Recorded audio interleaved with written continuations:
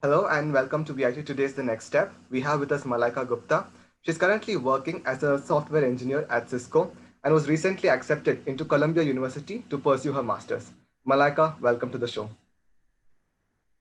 Thanks, Akshay. Great here.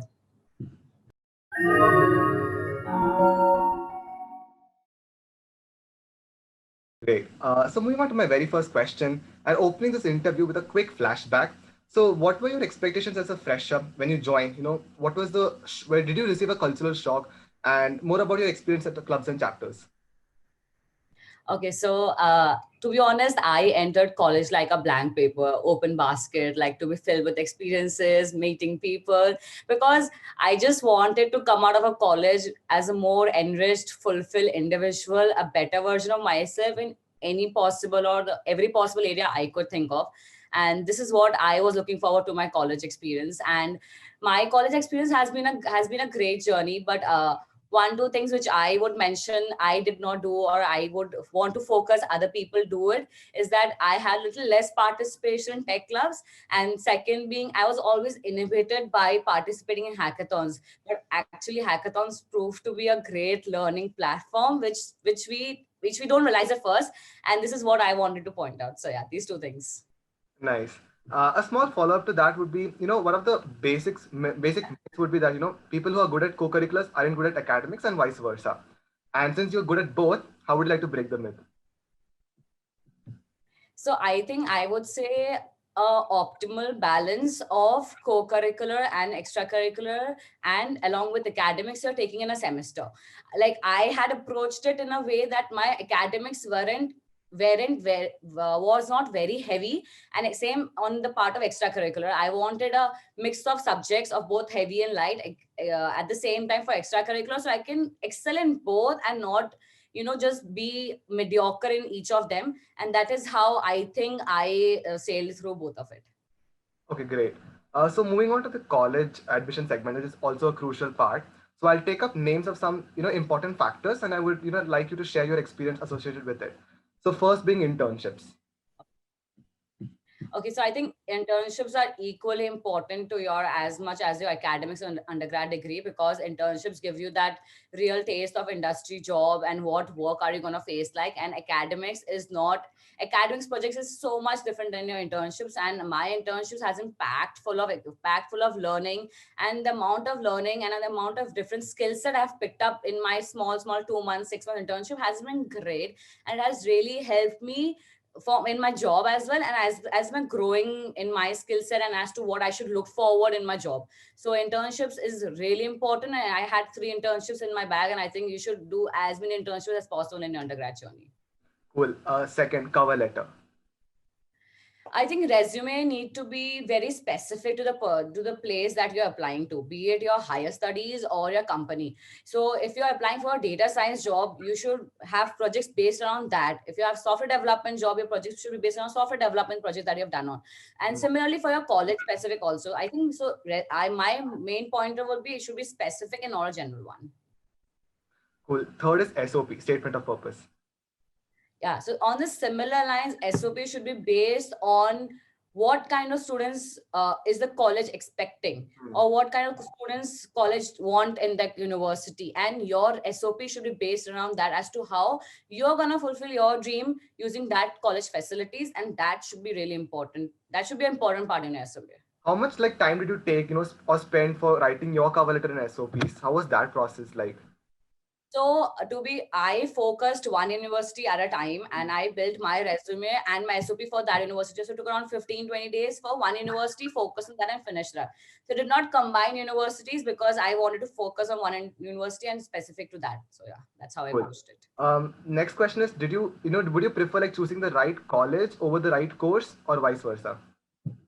So from in my situation was my course was fixed, that was data science, but my college was also fixed because I had a personal goal of 5 very competitive universities, and those were MIT, Stanford, Columbia, Harvard, and UPenn. I knew it was a big risk that I was taking by applying to only 5 universities, and that to these top 5 competitive universities, but I really wanted to give it a shot because there's no harm in trying. And if not this year, I would have gone next year. And yeah, so that was it for me. Fifth being building one's profile. Okay, so in my personal opinion, building one's profile should be based on the person's interest and not on the company or the higher university that you're looking forward to, because there are hundreds of universities and hundreds of companies you can apply to, and you can't be best at all of them. So build your profile based on your interest and choose the best in your arena, and I think you'll be excelling in that one. Sixth being the last one being test preparation. Like what are the tests that you gave for and how did you prepare for them?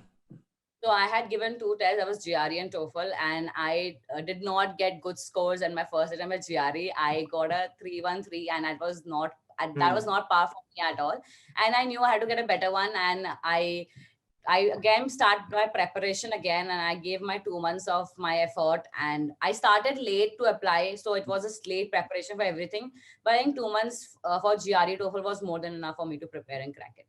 Moving on to my next question, everyone has to go through that point of time wherein they need to decide go for placements or go for their higher studies.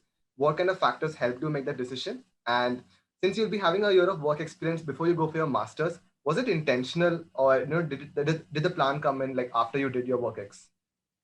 Okay, so I entered college with the mindset that I'll be doing my graduation just after I complete my undergrad degree. But after completing on the first year, by second year, I was concrete enough that I need to first take a year of work experience and then go for my master's, just to understand what the industry is all about, what is there for me in the industry, what really interests me, what vertical I want to take in this whole software industry. And that is why I took a decision to actually take a 1 year work ex and then go for my masters. Great. So from the placement point of view, what skills should an IT student in fact develop? And what has been that one skill that has helped you the most at your workplace? Okay, so I'll just tweak this question to not only IT student, but Hmm. any fresh graduate entering college should have two skill set according to me, and that is being adaptable and fast learner. I think that really helps in job, because every as a fresh graduate, you're thrown so many different projects which require so many different skills, and everybody cannot know everything from the start. You need to learn on the fly and then work simultaneously. And being a fast learner and adaptable to situations, because as a fresh graduate we have ample of time to actually invest in our job. We don't have any other responsibilities, and I think the first 2 years of job is really really important to actually make the most out of a career life, because it will help you to because you have the time to learn so many skill sets. And I think that is why being adaptable and fast learner really helps any person, any fresh graduate entering job especially. Great. Now, if you have to break down your 4 years of engineering, right, into a point in time where you can enjoy, where you can learn, when you really start gearing up for like placements, how would you like to break that down? I think first there will be enjoyment and more of experimentation, because it's the time where where you have that space to experiment, try out different things to understand what you like, dislike, fail, and again come back, because you have time to prepare. You have 3 years down the line. And coming for co-curricular extracurricular, because that is the point which trains you, helps you to build skills which will not be taught in class. Being leadership, networking with people, building relationship with people, because it is going to help a long way in life. And coming to placements and higher studies, it's a 4 year package. You cannot just work for 6 months and show it in in your resume. It has to be a 4 year package. So that has to grow all around and show how you developed in the 4 years. And coming to placements, I would say that last 3-4 months of prep is like the sprint, but the last 3 years of your college has been a marathon of your placement. So like you need to really extend the marathon to actually win that sprint. And if you build that good foundation, you are at the top notch, and you will excel in a better way. So I think that's how I would break the 4 years. Right. I mean, Malaka, you did your internships, all your summer internships, and then you're working for Cisco as well.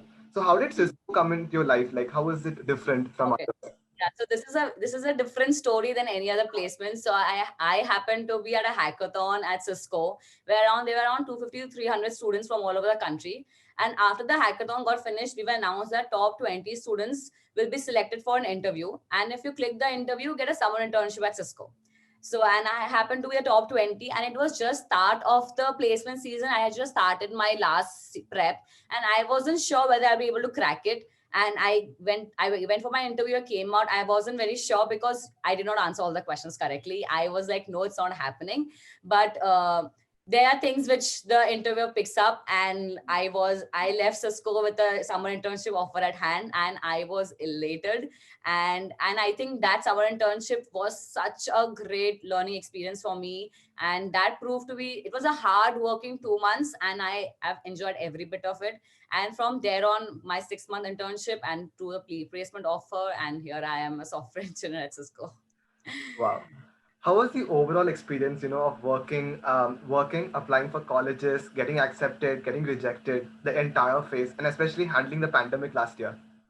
Yeah, so I think I decided very late that I'm going to apply for fall 2021. And it was only August when I finalized and I had to start my GRE prep, my test preparations, my again application building simultaneous with my job. And my job was going great. I've learned a lot in this whole 1 year of the duration right now. And and I had applied for 5 courses I've already mentioned, and I had started getting rejections from January. I got one rejection in January, one in February, one in March. But I have one proud moment, and that was getting selected for MIT interview. I did not even dream in my wildest dream that I would selected for MIT interview, and only top 20% of the students get selected of the applicants. And I was really, really happy, though I was rejected at the end. But that interview experience was a whole was really great. And I know one point which might have led to the downfall. It was one math probability question which was asked to me, and I knew there and then I had given the wrong answer. So but then it's an experience I will never forget, giving an MIT interview. It's a proud moment for me. And after that, I had got an acceptance letter from Columbia, and I can't be more happy to start my MS in data science for fall 2021 in New York Right. City. Yes. So coming to the end of the interview, is there something that you would like to share to the audience watching this? It can be freshers to the third years, fourth years. I think make the most of what you're getting. Try to do everything possible, but there are few things which will really interest you, and try to excel in it, because chewing everything is not in everybody's plate. And I think it is really, really important, try and focus that little thing which will take you that little notch extra, and which will make you stand out. For in my personal experience, one thing which I did in my application process was I made a portfolio video. Because there are SOPs which has 500 word limit, 1000 word limit. You want to portray so many things to the university. So I made a portfolio video, not just about me talking. It was just about a slide about my journey from school to college, to my work experience, to what I want to do in my college, masters, and my future ahead. So I think that really might have stand out for me in my application. So do something that little extra which will help you stand out. Cool. That was a great interview, Malak. And I'm sure people will find it very, very insightful. Thank you so much for your time. We really, really appreciate it. Thank you so much for interacting. A great conversation. I hope people get some insight from it. Yeah. Thank you so much. Thank, thank you.